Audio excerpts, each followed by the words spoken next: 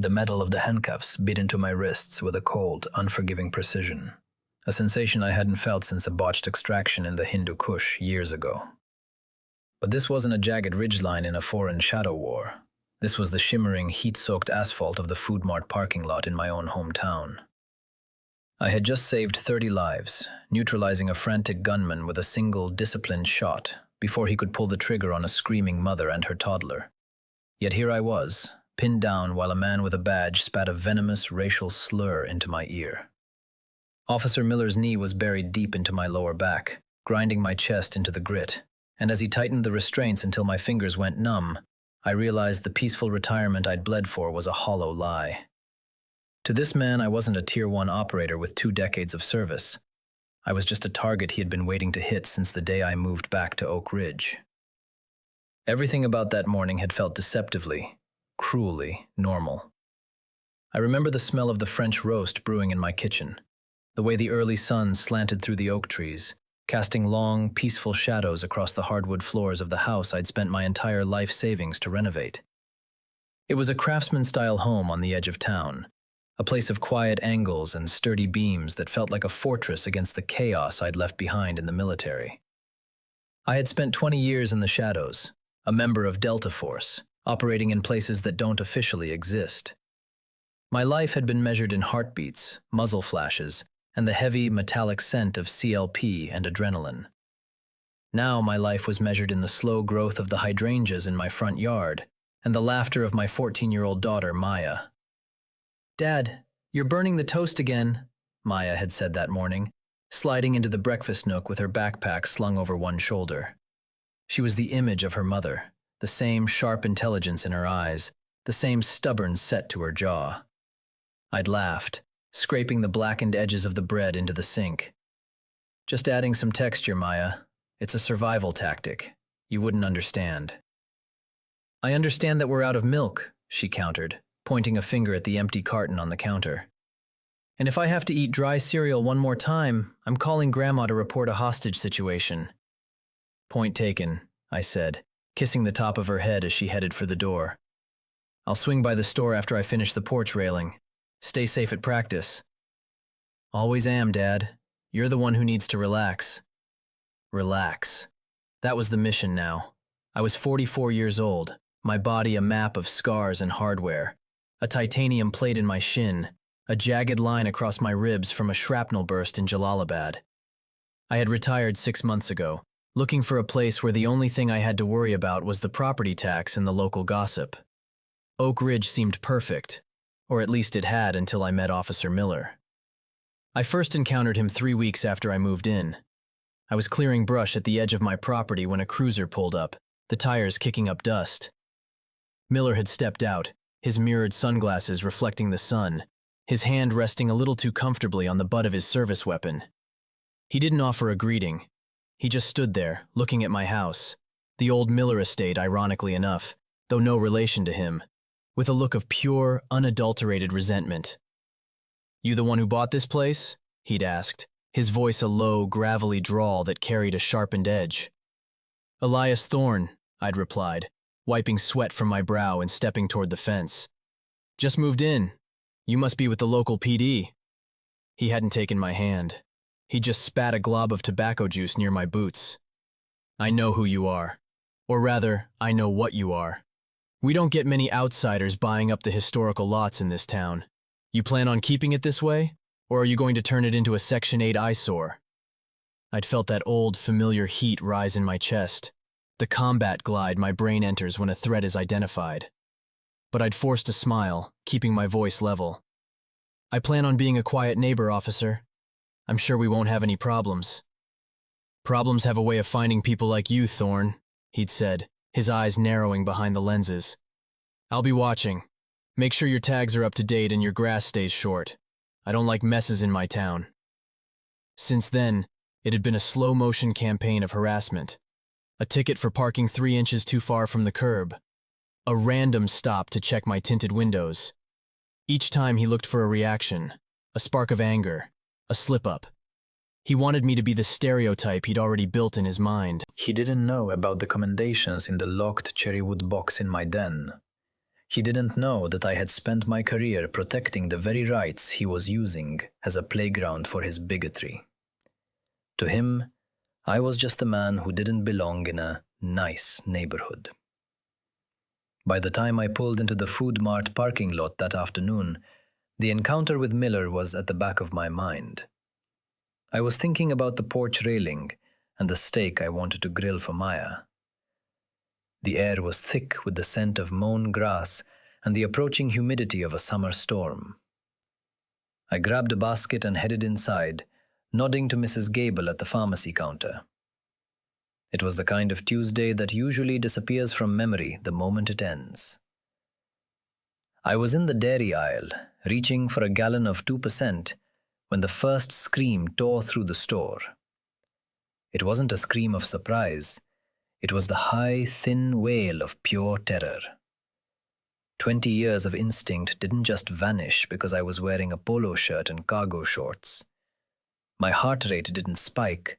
It dropped, settling into that cold, crystalline focus that defines a Tier 1 operator. I dropped the milk. It shattered, white liquid pooling around my sneakers, and I moved toward the sound, staying low, my eyes scanning for exits, cover, and the source of the threat. Near the front registers, a young man in a heavy, oversized coat was waving a semi-automatic handgun. His hands were shaking, his face a mask of sweaty, frantic desperation. He was screaming something about his right to be heard, but the words were dissolving into a manic babble. In his left hand, he held the collar of a young woman's shirt, pulling her in front of him as a human shield.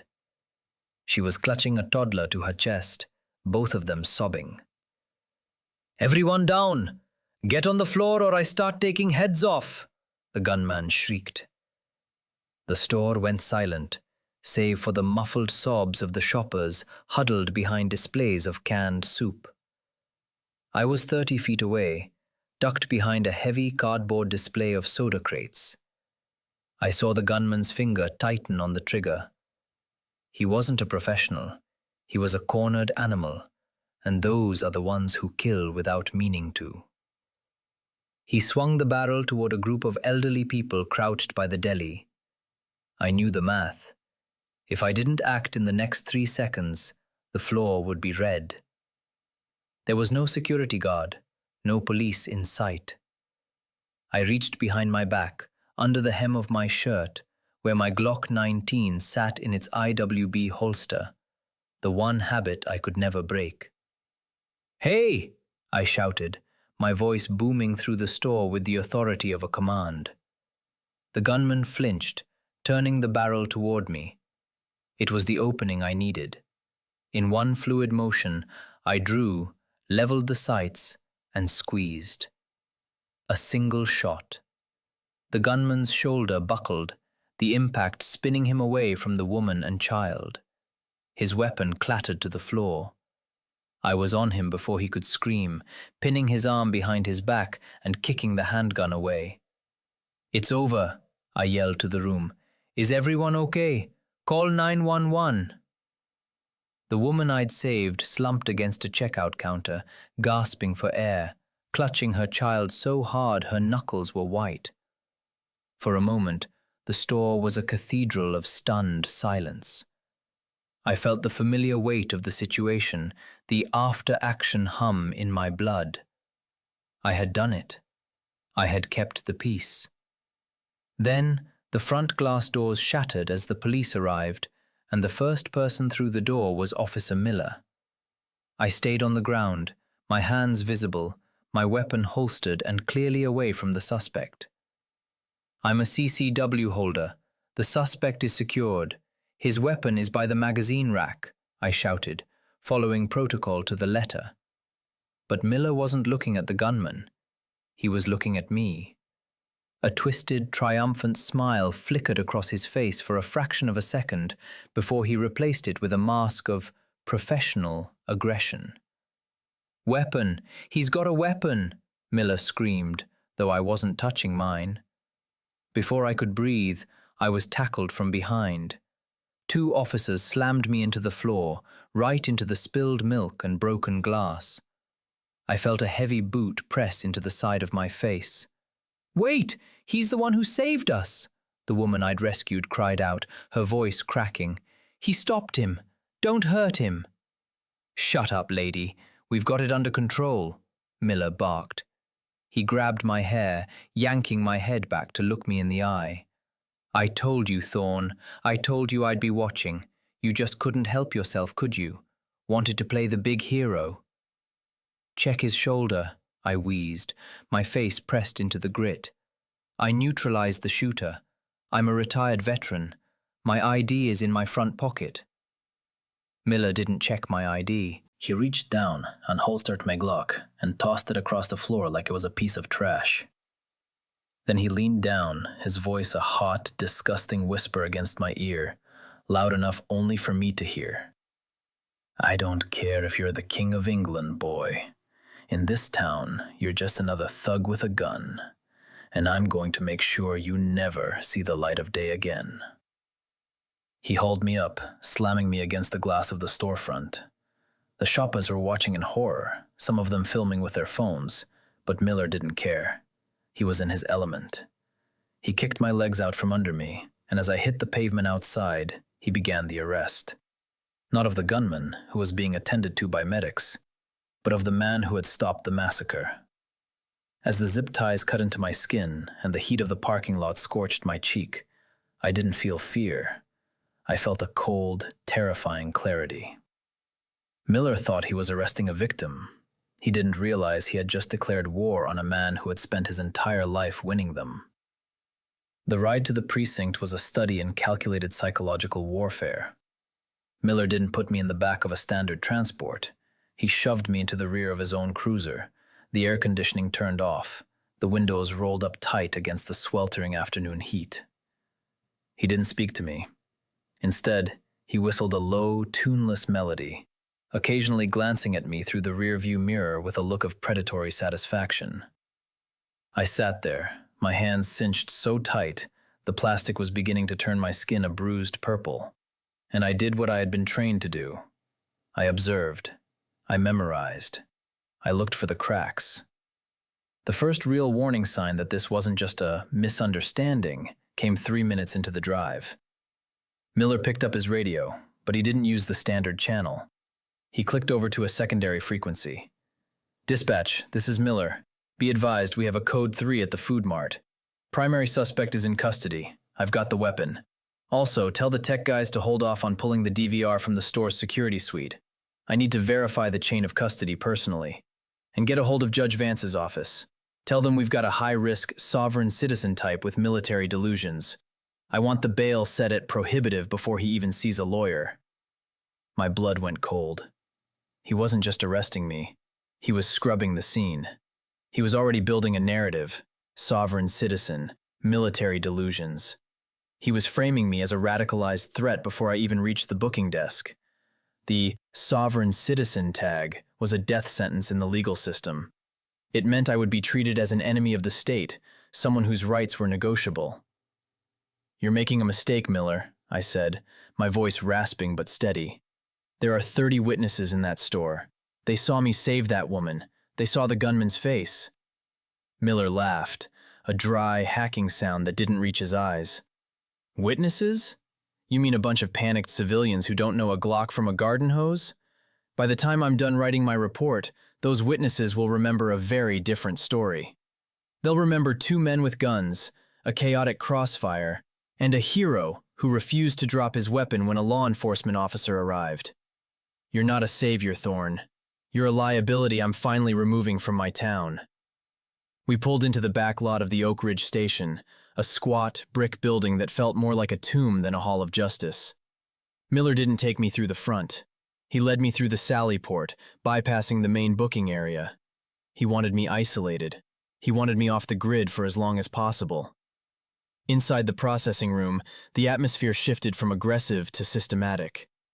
A younger officer, a kid with a buzz cut and eyes that wouldn't meet mine, started taking my personal items. He laid them out on the stainless steel table.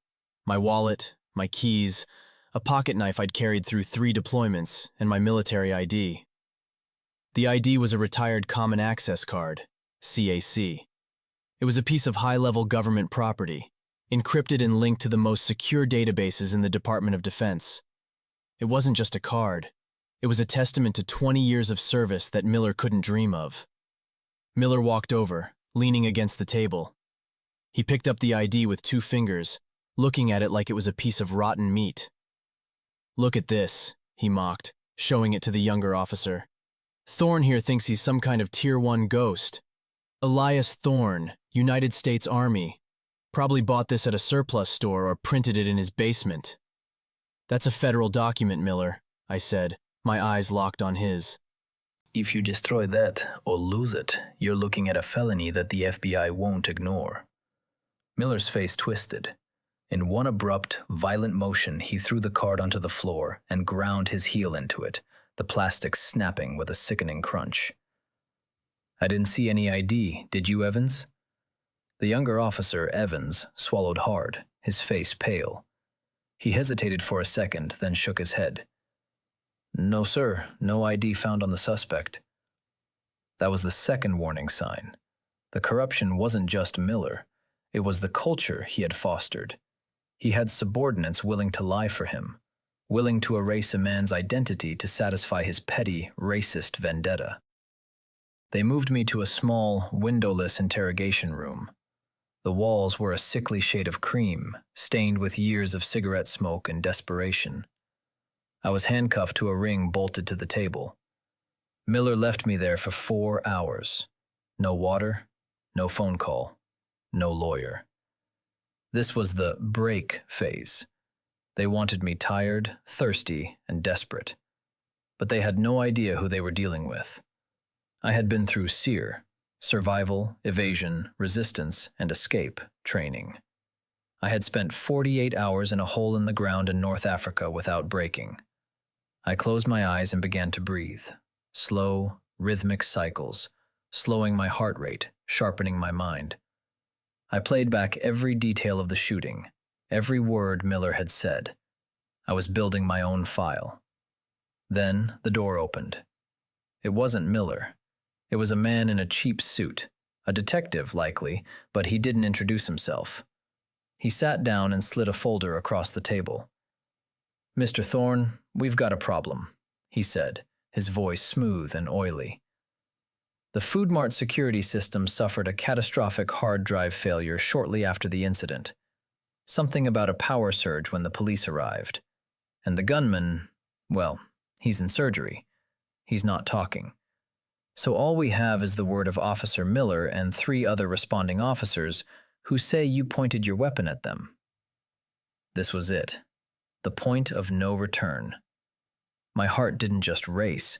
It felt like a hammer striking an anvil inside my chest. The air in the room suddenly felt heavy, like I was breathing underwater. The power surge was the final piece of the puzzle.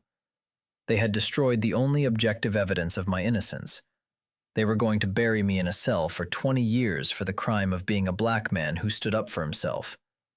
I felt a wave of nausea, a visceral, physical reaction to the sheer, unbridled injustice of it. My hands began to shake, not from fear, but from a burgeoning volcanic rage that I had to keep under lock and key. The world seemed to tilt. I could see the pixels of the cheap fluorescent lights overhead, could hear the hum of the electricity in the walls. "A power surge," I whispered, the words tasting like ash. "In a store with a state-of-the-art backup generator. That's very convenient for Officer Miller." "It's a tragedy," the detective said, leaning forward. "But here's the deal. Officer Miller is willing to be lenient given your condition. If you sign a confession for felony brandishing and resisting arrest, we'll drop the attempted murder of a police officer charge. You'll do 5 years, maybe out in 3. It's a gift, Elias. Take it." I looked at the confession. It was a lie printed on high-quality bond paper. It was my life, my career, my daughter's future, all being offered up to the altar of Miller's ego. At that moment, something inside me snapped. Not the fragile break of a victim, but the cold, clinical engagement of a warrior. The nausea vanished, replaced by a crystalline, icy calm. I realized then that I wasn't trapped in here with them. They were trapped in a legal and moral labyrinth of their own making, and I was the only one who knew the way out. "I'm not signing anything," I said, my voice now a low, dangerous rumble that made the detective blink. "And you should tell Miller to start looking for a very good lawyer, because he didn't just arrest a civilian today. He attacked a member of the United States Special Operations Command, and we don't take kindly to being framed." The detective scoffed, standing up. "Fine, have it your way. You'll be arraigned in the morning. Enjoy the floor, Thorne. It's the only bed you're going to have for a long time." He walked out, slamming the door. I sat in the silence, the handcuffs rattling against the metal ring. I looked down at the table, my reflection distorted in the stainless steel. The quiet life was over. The man who had spent 20 years in the shadows was coming back into the light, and God help anyone who stood in his way. The following morning, the reality of my situation arrived with the cold, metallic clang of a sliding cell door and the smell of floor wax and stale urine. I was no longer Elias Thorne, the man who enjoyed woodworking and early morning coffee. I was inmate number 4892, draped in an oversized orange jumpsuit that felt like a shroud. My ribs throbbed where Miller's boots had found their mark, and my wrists were raw from the zip ties. But the physical pain was a distant hum compared to the absolute, freezing clarity in my mind. Before the arraignment, they shoved me into a cramped holding cell behind the courtroom. I wasn't alone for long. The heavy door groaned open, and Officer Miller stepped in, followed by the younger officer, Evans. Miller wasn't wearing his mirrored shades now. His eyes were bloodshot, and he smelled of cigarettes and a desperate, nervous energy that he tried to mask with a sneer. "Sleep well, hero?" Miller asked, leaning against the doorframe. He hooked his thumbs into his utility belt, a gesture of dominance that felt choreographed. I didn't rise from the concrete bench. I didn't even look up at first. "I've slipped in mud pits while mortars were falling, Miller. Your jail is a 5-star hotel by comparison." Miller's jaw tightened. He stepped further into the room, his shadow falling across me. "Still with the Delta Force fantasy?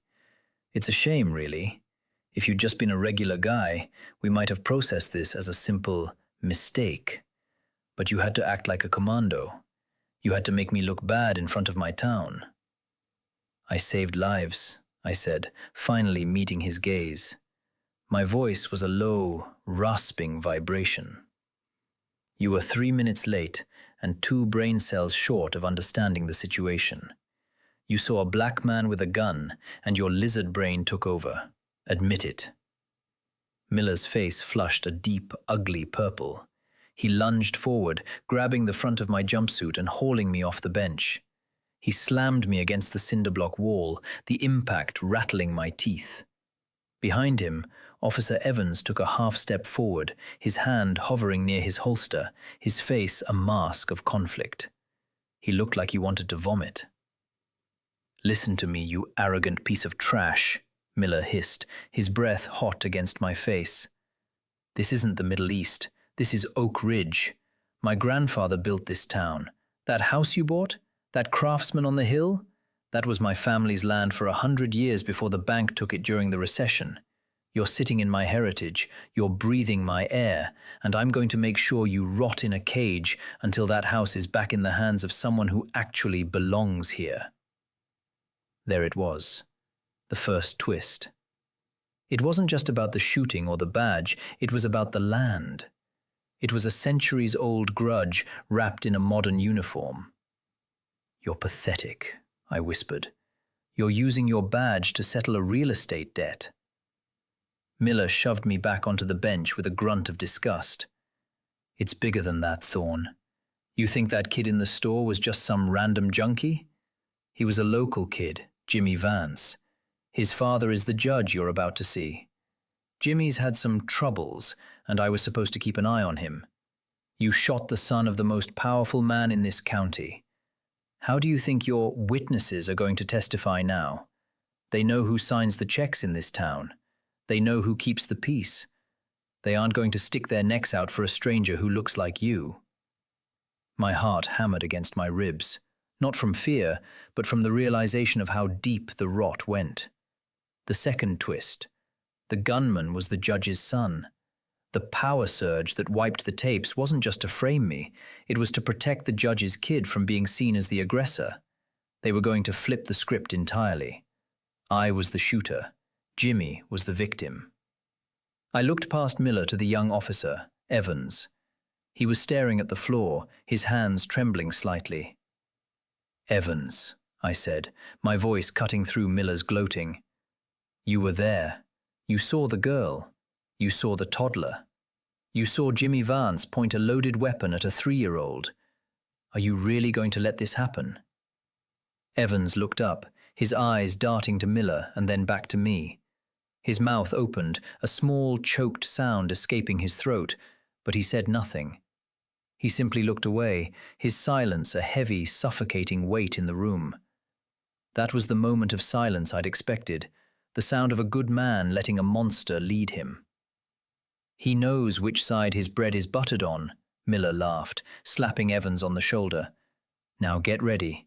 Judge Vance is waiting, and believe me, Elias, he's not in a forgiving mood." The arraignment was a farce. Judge Vance sat on the bench like a gargoyle carved from ice. He didn't even look at the evidence, or the lack thereof. The prosecutor, a woman who looked like she hadn't smiled since the 90s, read the charges. Assault with a deadly weapon, attempted murder, and illegal possession of a firearm in a restricted zone.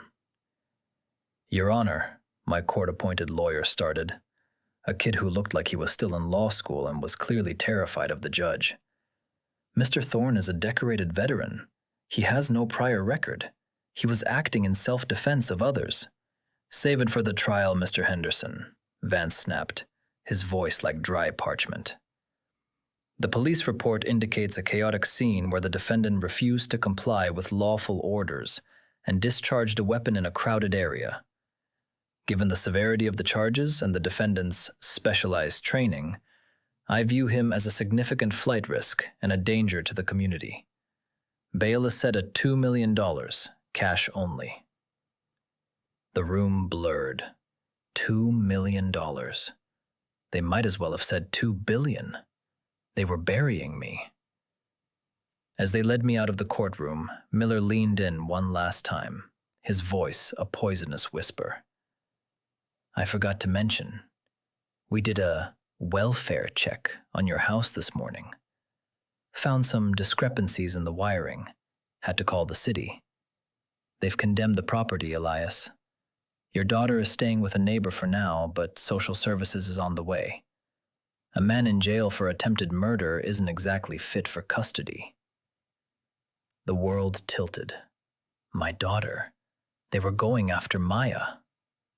The rage that had been a cold, manageable flame inside me suddenly exploded into something white-hot and blinding. I felt the muscles in my arms strain against the cuffs, the sound of my own pulse a deafening roar in my ears. I wanted to reach out and snap Miller's neck right there in the hallway. I wanted to burn the whole town to the ground. But then I saw it. Across the hallway, standing by the water cooler, was a man in a charcoal gray suit. He was leaning against the wall, casually scrolling through his phone. He looked like any other lawyer or clerk, but he was wearing a pin on his lapel, a small silver triangle with a blackened center, a unit pin. He looked up, and for a split second, our eyes locked. He didn't nod. He didn't smile. He just tapped his watch once and walked away. The transformation began right then. The heat didn't vanish, but it crystallized. It became a weapon. Miller thought he had me in a corner. He thought he was playing a local game of chess. He didn't realize that I had just seen a ghost from my past life, and that meant the cavalry wasn't coming. It was already here. "You should have left my daughter out of this, Miller," I said, my voice so calm it seemed to startle him. "That was your last mistake." Yeah? What are you gonna do, operator? Miller mocked, shoving me toward the transport van. You're a number now. You're nothing. I didn't answer. I just climbed into the van, the weight of the chains no longer feeling like a burden, but like a countdown. They wanted a monster? I was going to give them the one they'd spent 20 years training. The transport van was a cage, but as the engine turned over, I felt the internal shift. The click, where the victim dies and the operator takes over. My rage, which had been a wild, roaring thing in the courthouse, settled into a deep, sub-zero chill. I knew that lapel pin. It belonged to Marcus Ghost Vaughn, my former unit's lead intelligence specialist. If Marcus was here, it meant the silent alarms I'd set up months ago, automated check-ins with a private security firm run by former teammates, had been triggered. 2 hours later, I wasn't in a communal cell. I was in a private, glass-walled visiting room. Marcus sat across from me, looking every bit the high-priced corporate fixer. He didn't use the intercom. He simply leaned forward and tapped a small, black device against the glass. "The room is dead, Elias," Marcus said, his voice coming through a localized transmitter. "We have 4 minutes before their technical glitch with the cameras is resolved. Talk to me." "Miller. He's the lead. He's got the judge in his pocket because the shooter was the judge's son, Jimmy Vance," I said, my voice clinical. "They scrubbed the Food Mart DVR. They're framing me for the whole thing, and they're trying to take my daughter." Marcus, but there was no warmth in it. It was the smile of a shark that had just found a trail of blood. "They scrubbed the store's local drive. What Miller doesn't know is that Food Mart upgraded to a cloud-based real-time backup last month. The server isn't in Oak Ridge. It's in a data center in Virginia. I about have the raw, unedited footage. I've also got the audio from Miller's cruiser." He forgot he had a dashcam that records even when the light bar is off. He was very chatty about his inheritance and cleaning up the town. "What's the play?" I asked. "Transformation, Elias. You stop being a defendant. You become a witness for the Department of Justice. I've already contacted the JAG office and the regional FBI. They're tired of the good old boy network in this county. We're going to give them the ammunition to blow it apart. But first, we need a public stage." The public stage came 48 hours later. It was a secondary bond hearing, ostensibly to discuss the condemnation of my property. Miller was there, looking smug in his pressed uniform, sitting next to Judge Vance. The courtroom was packed with local press and curious townspeople. They expected to see a broken man. Instead, I walked in with my head high, flanked not by a jittery public defender, but by 2 men in dark suits from the DOJ and a military liaison in full-dress blues. The atmosphere in the room changed instantly. The air felt ionized, like the moments before a lightning strike. "Your Honor," the DOJ attorney, a woman named Sarah Jenkins, said, her voice cutting through the murmurs like a scalpel. "Before we proceed, the United States government has a motion to intervene. We have uncovered evidence of civil rights violations, evidence tampering, and a conspiracy to obstruct justice involving members of this court and the Oak Ridge Police Department." Judge Vance's face went from pale to a ghostly, translucent white. "This is highly irregular, counsel. This is a local matter. It became a federal matter the moment you attempted to bury a decorated special operations veteran to protect your son," Jenkins countered. She turned to the gallery. "If the court would look at the monitors." Marcus hit a key on his laptop. The large screens in the courtroom flickered to life. The footage was crystal clear, higher resolution than anything Miller had seen. There was Jimmy Vance, screaming, leveling his gun at the toddler. There was me, moving with surgical precision, firing a single shot to the shoulder to incapacitate, not kill. And then, the footage continued. It showed Miller entering the store, looking at the wounded Jimmy, and then looking at me. The audio from his body cam, which Marcus had remotely decrypted, filled the room. "I've got the black guy," Miller's voice rang out, distorted but unmistakable. Don't worry about Jimmy. I'll flip the tapes. We'll make this Thorn look like the aggressor. I've been waiting for a reason to get him off that land anyway. A collective gasp rippled through the room. Miller stood up, his hand instinctively going to his belt, but he was blocked by two federal marshals who had been standing by the doors. Sit down, Officer Miller, Jenkins said, her voice dripping with icy contempt. You are under arrest for federal civil rights violations, perjury, and felony evidence tampering. I looked at Miller. The man who had tried to crush me under his boot was now trembling, his face a mask of pathetic, sniveling terror. He looked small.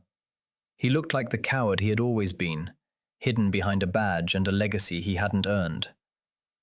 You said I didn't belong here, Miller, I said, my voice carrying to every corner of the silent courtroom. It was my killer line, the one I'd saved for this exact moment. But I've spent 20 years defending the Constitution from enemies abroad. I didn't think I'd have to defend it from a bottom feeder like you in my own backyard. You didn't just lose your heritage today, you lost your name. The retribution was swift and absolute. Miller was led out in handcuffs, ironically, the very ones he had used on me. Judge Vance was forced to recuse himself before being served with an impeachment notice and a federal indictment for conspiracy. Jimmy Vance was moved to a secure medical wing of a state prison to await trial for attempted mass murder. As for Officer Evans, the young man who had stayed silent, he came to me after the hearing, his head down. I'm sorry, Mr. Thorne. I was afraid. Fear is an explanation, Evans, I told him, looking him straight in the eye. But it's not an excuse. You have a long way to go before you can call yourself a peacekeeper. 6 months later, the world was quiet again. I sat on my porch, the wood of the newly finished railing smooth under my hand. The condemnation had been lifted within 24 hours of the hearing, the city officials practically tripping over themselves to apologize. The house felt different now, not just like a fortress, but like a home. The scent of blooming hydrangeas drifted on the evening breeze, and I could hear the rhythmic thump, thump of a basketball in the driveway. Maya was out there, practicing her free throws. She was safe. We were safe. The town of Oak Ridge was changing. A new chief of police had been sworn in, and the shadow of the Vance family had finally lifted, replaced by a cautious, burgeoning sense of actual justice. I took a sip of my coffee, the warmth spreading through my chest. I had seen the worst of humanity in the farthest reaches of the globe, and I had seen a different kind of darkness right here at home. But as I watched the sun dip below the tree line, casting long, golden shadows across my lawn, I knew one thing for certain. They say you can't go home again, especially if you've seen the things I've seen. But they're wrong. Home isn't a place you're given. It's a place you defend. And sometimes, the hardest battles aren't fought for a flag or a country, but for the right to sit on your own porch and watch the world go by in peace. The scars on my wrists had faded to thin, white lines, barely visible in the twilight. They were just another part of the map now. I had survived the war, and I had survived the peace. And as I watched Maya finally sink a three-pointer, I knew that for the first time in my life, I was exactly where I was supposed to be. True power isn't found in a badge or a gun. It's found in the quiet strength of a man who knows exactly who he is and exactly what he's willing to do to protect those he loves.